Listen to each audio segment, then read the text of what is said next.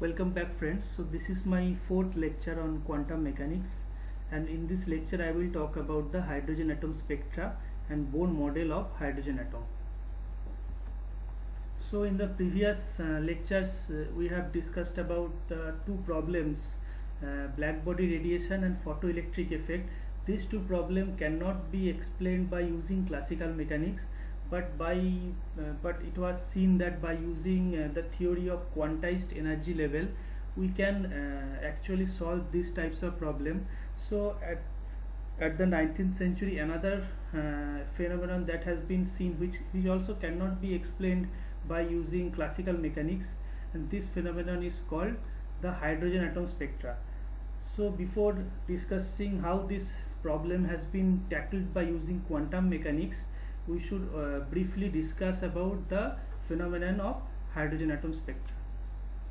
So I will just give a brief glimpse of what is called the atomic spectroscopy. So what happens in atomic spectroscopy? Any atom like hydrogen atom is being given energy in the form of heat or in the form of any other radio frequency, and it will absorb that energy and it will get excited, and this excited hydrogen atom again come to the ground state, and during that time it also emit radiation, and this radiation is being detected by some detector. So this spectra is called hydrogen atom emission spectra. So any spectra can be divided into two parts, that is called the absorption spectra, and another part is called emission spectra. In absorption spectra we are mostly want to see the which of the radio frequency that this atom absorb actually. So if we excite the atom with a continuous source of radiation, from the strip of that continuous source of radiation some frequencies will not be there, because these frequencies of radiation is being absorbed by this atom. So this is called the absorption spectra, and another is called emission spectra. So emission spectra, what happens when the atom get excited, it again come to the ground state, and while it is coming back to the ground state, it will emit radiation, and that radiation is being detected by the emission spectra, and this whole thing is called combined spectroscopy. So spectroscopy is a very important field of science which give us the experimental evidence of different energy levels present in the system. So this is very simplifying thing of absorption spectra and emission spectra. You can see this is a continuous spectrum which is having all the frequencies or wavelength in it. So if the atom absorb, then what we will see, we will see that some frequency or some wavelength is missing. So this is the absorption spectra where some frequencies or wavelength are missing, and this wavelength or the frequencies is being absorbed by the atom, and this is called absorption spectra. And after absorption of this frequency, the atom get excited, and when from the excited state it come to the ground state, it will emit that radiation. So we will see the emission spectrum. This is the emission spectrum. So as you can see that the absorption spectrum and emission spectrum are complementary to each other. If we just overlap this absorption spectrum and emission spectrum, we will again get back this continuum spectrum. So this is this emission spectrum and absorption spectrum are just two different way of determining the energy levels of atom, and they are complementary to each other. Now coming back to the observation of hydrogen atom emission spectrum. So in the year of 1885, scientist Bohr observed that the hydrogen atom emits in the visible region, but this emission spectra is not continuous. Instead of that, it is discrete type of radiation, and in the visible region you can see this is the red color radiation, this is the blue colored radiation, and the violet color radiation, and the frequencies are the corresponding radiation have the frequency of a specific values. It is not continuous, and these lines are getting closer and closer, and at a certain point it just cut off. So this is the first observation that has been done by Bohr in the year of 1885 in the visible region. So same type of observation can also be seen by UV region and also in the IR region, that has been seen by two scientists, Lyman and Paschen. So according to them, these series are called the Lyman series and Paschen series. So you can see emission absorption spectrum, as you can see. So this is the Bohr region, in the visible region 400 to 700 nanometer. You can see this is the Bohr region, this is the Lyman region, this is UV visible region, and this is the Paschen region. So this types of spectra is called the hydrogen atom spectra. So the question is, why the spectra of hydrogen atom look like this? So is there any quantization in it or not? All these phenomenon, all these questions are there at that time. So Bohr actually given an empirical formula to predict the location of different frequencies. Okay, so this formula is like this: nu bar is equal to RH into 1 by 2 square minus 1 by n square, where n is an integer, where n is greater than 2, where nu bar is called wave number. The wave number is basically reciprocal of the wavelength 1 by lambda, and this constant is called Rydberg constant. So actually Bohr actually calculated the value of Rydberg constant experimentally. He shows that if the value of this Rydberg constant is this much, then only it can explain the it can match the position of the all hydrogen emission spectrum. So from there, that he calculated this Rydberg constant experimentally. Now similar types of equation can also be formed to determine the positions of the frequency band in hydrogen spectra for Lyman and Paschen series also. So this is the equation for Lyman series, and this is the equation for Paschen series. So after that, there is a by combining all three formula, we can get a common formula for all the series, and the common formula is nu bar is RH into 1 by n1 square minus 1 by n2 square, where n2 is greater than n1 and both are greater than 0. So this is the common formula, and by using this formula we can actually determine the positions of different line in the hydrogen atom emission spectra. So it is noteworthy that all these formulas were actually empirical. At that time they do not have so much knowledge about the structure of atom, so that's why they do not know why this formula look like this. They have just calculated this formula empirically, or from the experimental observation they have calculated the value of Rydberg constant. So at that time there is no detailed knowledge of quantized energy level. So after that, scientists called Bohr developed a new atomic model which is based on the quantum mechanics. So this is the first quantum mechanical model of atom. From there he shows that this formula, he derived this formula actually. So now I will talk about the Bohr atomic model and how from this Bohr atomic model we can actually get this formula. So this is the Bohr hydrogen model. As you can see, the Bohr hydrogen model is very simple, where in the center of the atom there is nucleus having mass of this mp, and the electron is rotating around the nucleus in a fixed circular path having radius of r, and this is the velocity vector of that electron having mass me, and this radius vector and velocity vector are always perpendicular to each other. So now the question is how to calculate the radius of the atom, because previously there are two models that were given, like Rutherford model or plum pudding model. They do not predict the radius of the atom, or they do not predict anything about the energy of the electrons. But Bohr hydrogen model successfully determined the radius of the atom as well as different energies of the electron rotating around this orbit. So I will talk about how this Bohr radius, or the radius of the electron, or energy of the electron orbiting in different orbits can be determined using Bohr hydrogen model. So before that we should understand about something about linear motion as well as angular motion.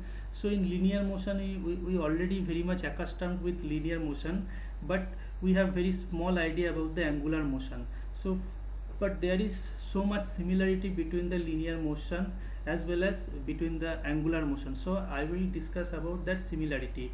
So in linear motion the resistance to acceleration is mass. So similarly in angular motion the resistance to rotation is called I, where I is called the moment of inertia, and there is a relation between I and m, that is I is equal to mr square. So this I is similar like mass in case of angular motion.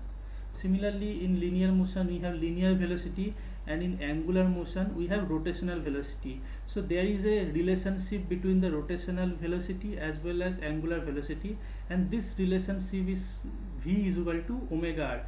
We can derive this equation very easily. I am showing this.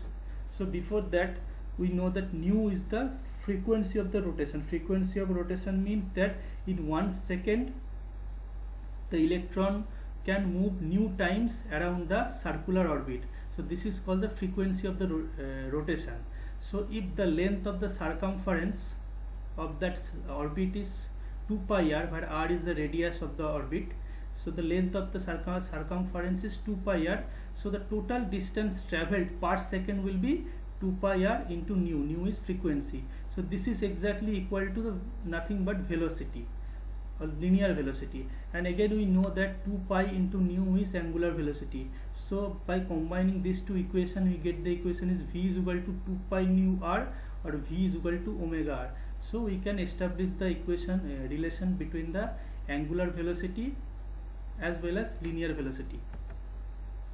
So similarly there is a term called linear momentum which is equal to mass into velocity. Similarly there is angular momentum that is designated by small l, that is equal to I, moment of inertia, into omega. As we know that the mass is equivalent to moment of inertia in angular motion, and linear velocity is equivalent to angular velocity in angular motion. So similarly kinetic energy for linear motion is expressed as half mv square, and in case of angular motion the kinetic energy is expressed as half I omega square. Now coming back to the Bohr model, so as you can see that this is the electron that is rotating around this circular orbit. The radius of that circular orbit is fixed, so the path of that electron is fixed. So to maintain that fixed path around the nucleus is very essential to maintain the structure of the atom or the stability of the atom. So there are two forces that actually acting on the electron. So first is called centrifugal force. This centrifugal force arising due to the velocity of that electron. So this centrifugal force acting on this direction, so it make the electron goes toward this tangential direction. On the other hand there is another force that is acting, this Coulomb force, the attraction between this negatively charged electron and positively charged electron. So to maintain the stability of the path of the electron as well as stability of that atom, it is very important that these two forces should balance each other. If any one of the force, like if Coulomb force is greater than centrifugal force, then electron will merge into the nucleus. On the other hand, if centrifugal force is greater than the Coulomb force, then electron will just go out of its orbit. So in both cases the atomic structure will not be stable. So to get a stable atomic structure, these two forces should be equal. So this is the first criteria in Bohr model, that these two forces should balance each other to maintain the stability of the atom. Okay. So we can see that the centrifugal force is equal to mv square by r, and the Coulomb force that is equal to minus e square by 4 pi epsilon 0 r square. So these are the equation for centrifugal force and Coulomb force. So here you can see this is the epsilon 0. Epsilon 0 is the permittivity between the medium in between electron and proton. Okay, so this is called epsilon 0. Now when these two forces will balance each other, then what happen? this one equal to this one. So here we have to determine the radius r of the atom. So from that equation we have to determine r. Again we do not know the velocity of the electron v, so there are two unknown and we have only one equation, so we cannot solve this equation. To solve this equation we need another equation also, so that we can determine this two value. So this another equation has been determined by Bohr by giving a theory of quantization of angular momentum. So according to Bohr, the angular momentum of the electron orbiting in the circular path is not continuous. Its value is fixed, and its value can be expressed by this quantization equation, L is equal to n into h cross. So this quantization actually given by Bohr hypothetically, but later in the next lecture we will discuss this quantization can occur in a natural way. In which way this quantization occur, that I will discuss in my next other lecture. So this is an empirical thing that Bohr has assumed, that the angular momentum is quantized and it has some certain value, and this value can be expressed by L is equal to nh cross. Again we know that the equation of angular momentum is L is equal to I into omega, and we know that I is equal to mr square and omega is equal to v by r. So putting this value we get L equal to mvr.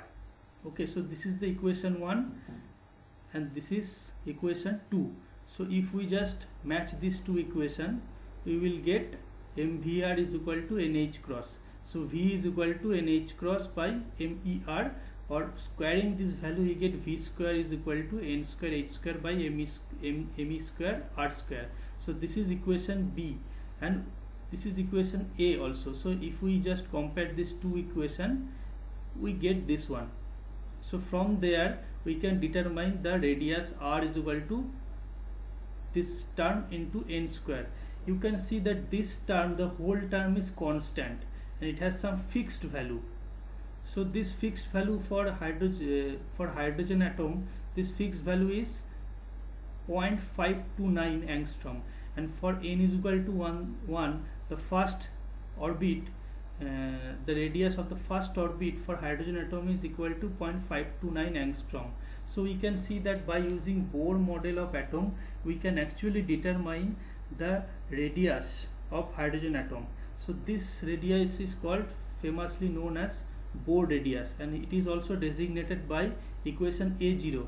So we can see that by using the quantization theory, quantization of angular momentum, Bohr successfully determined the radius of hydrogen atom. That is a great success of this atomic model.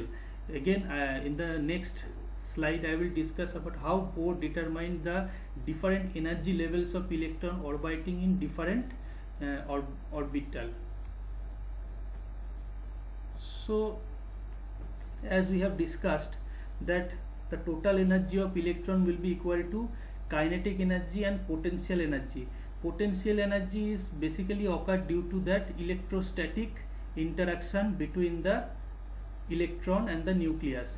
So this potential energy is equal to V is equal to E square by 4 pi epsilon 0 r, and the kinetic energy is equal to mv square, half mv square, that we already knew. So we can see that the total energy Et is equal to half mev square minus E square by 4 pi epsilon 0 r. Now again we know that to stabilize the hydrogen atom model, the Coulomb force and the centrifugal force both should be equal. So by using this equation we can determine, from there we can determine the equation of half mv square, that is equal to E square by 8 pi E0 r. So if we put this value in this equation, we get total energy is equal to minus E square 8 pi epsilon 0 r. So we can see that previously we have determined the equation of r. So if we, this is the previously determined equation of r, if you put that r value into this equation, you can do it in your own. If you put that value in that equation, you will get the expression of total energy is this. but you can see that this whole term is a constant term, that is multiplied by 1 by n square. So what is the physical significance of this equation? The physical significance of this equation is that as the orbit, as we are going far away from the nucleus, n is increases. If n is increases, its energy will also increases. So the electron that is residing in the first orbit has the lowest energy, and that is and this observation is also according to our physical knowledge, as we know that as the electron are much more closer to the nucleus, it will be more stable due to the Coulombic attraction between the electron and the nucleus. So same thing is predicted by this equation also. From this equation we see that as the electron is much closer to the nucleus, or as the value of n is lower, the energy of the electron is also lower. Now suppose that the electron is residing in some energyless state that is designated by n1. Now the atom is being excited by some electromagnetic radiation or some heat, and the electron getting excited from n1 to n2 level. So this much energy delta E h nu is being absorbed by the electron. So this thing has been proposed by Albert Einstein and Bohr also, that the energy that it will absorb is also quantized in the as the energy of the photon is quantized, so that it will absorb energy that is also quantized, that is equal to h nu. So at first we have to determine what is the energy difference between these two levels. As we already determined the energy equation to determine the energy of each level, from there we can determine the energy difference between these two levels is equal to energy of n2 minus energy of n1. If we put this value into this equation, we get that the energy difference is equal to this one, which is equal to that h nu. Again we know the relationship that between nu and lambda is nu is equal to c by lambda, and the wave number nu bar is reciprocal of wavelength. So from there we can get the equation nu is equal to c into nu bar. So finally the expression for wavelength, wave number of the wave number is this one. So this is the final expression of the wave number when the electron is getting absorbed. The corresponding wave number that is being absorbed is equal to this one. So from here you can see that this term me into e to the power 4 by 8 pi epsilon square ch cube, this term is constant, and if we see that this term is actually determined by Bohr, or that is called the Rydberg constant. So if we determine this value theoretically, the value we obtain is this one. The calculated value is 109737.3 centimeter inverse. But previously, when we do not have any knowledge about the hydrogen atom spectra, from experimentally we have determined the accurate value of that Rydberg constant, that is equal to 109677.6 centimeter inverse. So you can see that this equation that previously has given empirically, we can now actually deduced or determined by using Bohr atomic model. So this observation also signifies that Bohr validity of the Bohr atomic structure or Bohr atomic model. But still there is some difference between the experimentally determined value and calculated value, that is having an error of 0.05%. So we have to understand why there is an error, or we can say that there is some difference between this calculated value and experimental value. This is because that previously we haven't considered the mass of the proton. We thought that, or we assume that the proton has infinite mass and it is fixed at the origin, and the electron is only rotating around the nucleus. But this is not totally true. Both particles have some finite mass, and proton and electron are rotating around their common center of mass, and this common center of mass is called the reduced mass, and the equation of reduced mass is this one, mu is equal to me into mp by me plus mp, where me is the mass of electron and mp is the mass of proton. If we, in that equation, instead of mass of the electron, if we use reduced mass, then the value of Rydberg constant that we will obtain is 109676 centimeter inverse. That is almost equal to the experimentally determined value. So overall we can see that the Bohr atomic model very successfully describe the phenomenon of hydrogen atom spectra, why the hydrogen atom spectra are not continuous, why it is having some fixed frequency values. All these things are explained in terms of quantization of angular momentum. And Bohr's theory is the first quantum mechanical model of atom, and from that quantum mechanical model of atom, Bohr deduced the radius of the formula to determine the radius of atom, as well as the formula to determine the different energy levels of electrons. So that is the success of Bohr atomic model. But having all this success, there are some limitations of Bohr atomic model, like Bohr atomic model cannot able to define or describe the uncertainty principle. So how this problem can be tackled, that we will discuss in our next lecture. So till then, it's goodbye from you. And if you have any questions or any doubts regarding this whole lecture, you can ask me without any doubt in the comment section, and I will try to address all of your queries through the comments, or I can make a separate video regarding your all questions. And also do not hesitate to ask any question regarding the lecture, and also subscribe to my YouTube channel called Chembiasis, and my channel is basically meant for chemistry graduate student as well as for engineering students also. Okay, take care, goodbye.